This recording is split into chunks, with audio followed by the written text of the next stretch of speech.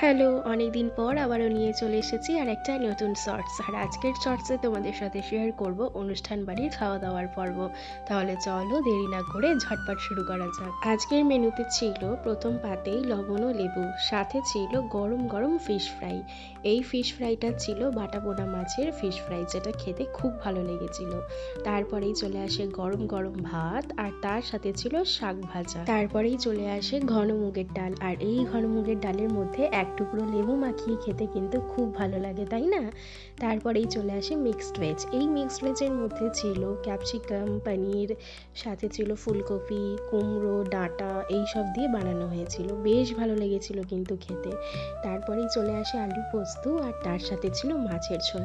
ব্যাস, বাঙালির পাতে গরম গরম ভাত, আলু পোস্ত আর মাছের ঝোল থাকলে কিছুই লাগে না। আর এই যে দেখো, সবশেষে ছিল মিষ্টি দই, পাঁপড় ভাজা, 2 রকমের মিষ্টি, চাটনি, এইসব। তাহলে চলো, আজকের ভিডিওটি কেমন লাগলো অবশ্যই কিন্তু জানিও। বাই।